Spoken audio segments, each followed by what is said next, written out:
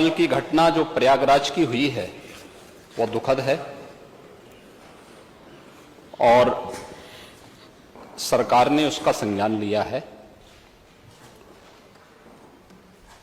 और मैं इस पूरे हाउस को इस बात के लिए आश्वस्त करता हूं कि जीरो टॉलरेंस की नीति के तहत सरकार जो कार्रवाई अब तक करती रही है उसके परिणाम भी बहुत शीघ्र सामने आएंगे, कोई संदेह नहीं होना चाहिए। लेकिन जो ये अपराधी हैं, जो ये माफिया हैं, आखिर ये पाले किसके द्वारा गए हैं?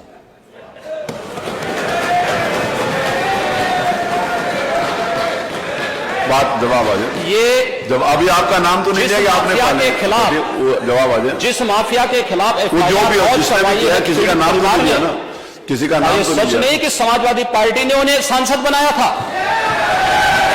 ये सच नहीं है।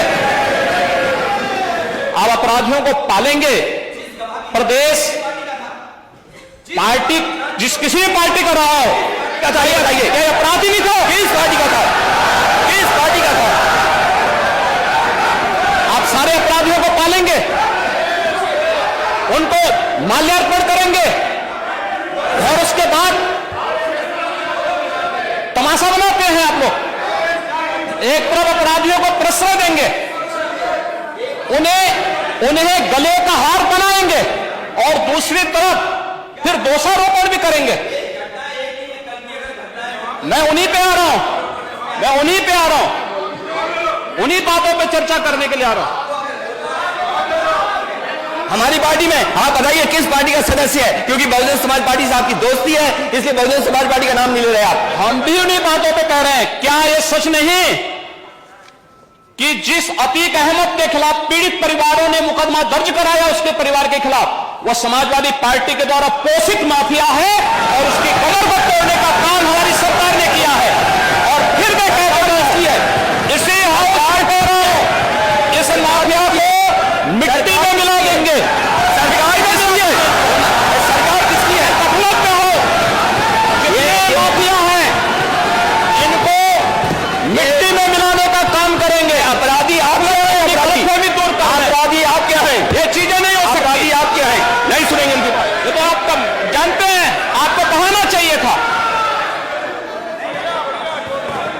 ये तो अध्यक्ष महोदय, ये पेशेवर माफिया और अपराधियों के सरपरस्त हैं और ये लोग लगातार यही करते रहे हैं। इनके रग रग में अपराध भरा हुआ है।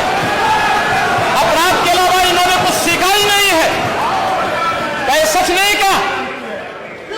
पूरा प्रदेश इस बात को जानता है और आज ये लोग अपनी साफ गोई की सफाई देने के लिए यहां पर आए हैं। आप अपने स्थान पर चले, मुख्यमंत्री जी अपनी बात कह रहे हैं, आपको भी अवसर मिलेगा, आप अपनी बात कहिएगा। सच नहीं है वो आप जो भी बात आपने कहने आप कहिएगा। अभी मुख्यमंत्री जी बोल रहे हैं, आपने जो बात कहनी है अपनी बात कहिएगा। आपको अवसर मिलेगा, आप अपनी बात कहिएगा।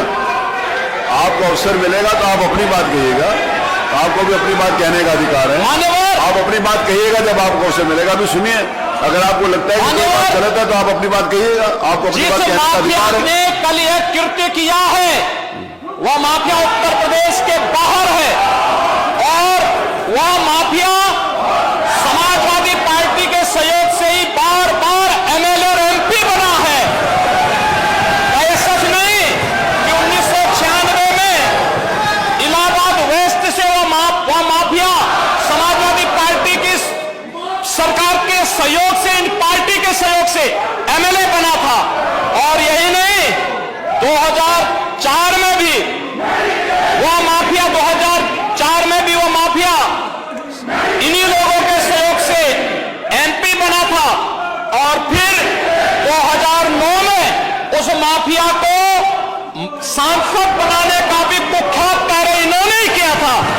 ये लोग चोरी और सीना चोरी करने का काम कर रहे हैं।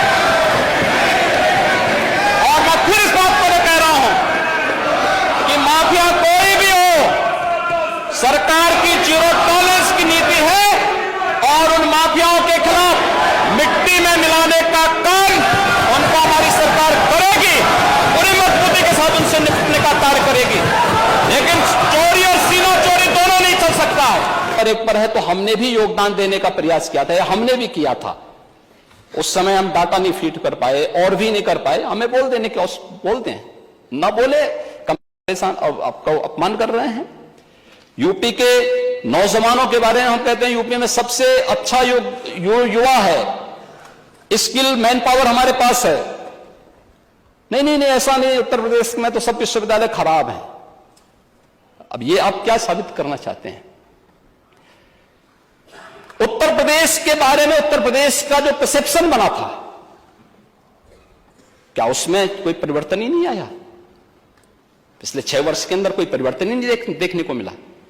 लेकिन स्वीकार करने का की हिम्मत नहीं है, और उन योजनाओं के बारे में उसको नकारने की एक जो आदत है, उस नकारने की इस आदत ने आज उत्तर प्रदेश को किस स्थिति में पहुंचाया है महोदय, ये किसी से छुपा हुआ नहीं है।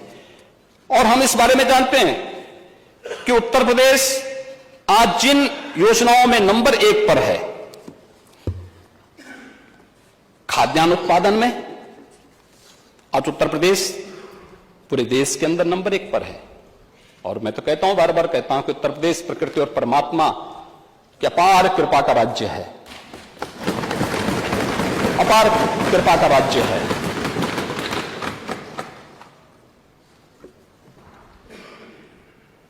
देश की कुल कृषि योग्य भूमि की 11% भूमि हमारे पास है, लेकिन उत्पादन हम करते हैं इसमें 20% खाद्यान्न का उत्पादन करते हैं। उत्तर प्रदेश की उपलब्धि है। आज यहां पर खाद्यान्न उत्पादन में गेहूं है, आलू है, मटर है, आम है, आंवला है, दुग्ध उत्पादन है, उत्तर प्रदेश नंबर 1 पर है। कह रहे थे कि आप अकेले अकेले क्यों कर रहे थे? भाई मैं तो अकेले ही हूं, और अकेले ही आया हूं, और अकेले ही जाना है। मैं तो अकेले ही जाता हूं महोदय। हाँ, मॉल में भी जाते, नहीं बॉल नहीं, मैं यही कह रहा हूं।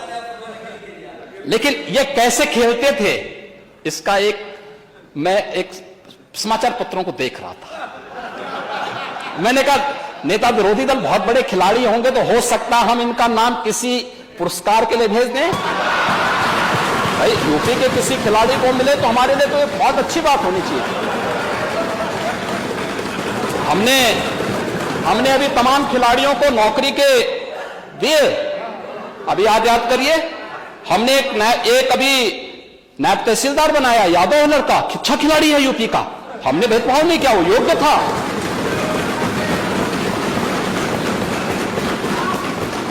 हमने ललित उपाध्याय को दिया, ओलंपिक में मेडल जीते थे, हमने डीपीएसपी बनाया है। सैकड़ों नौजवानों को जो खेल में हमने उनके लिए नौकरी के द्वार खोले हैं।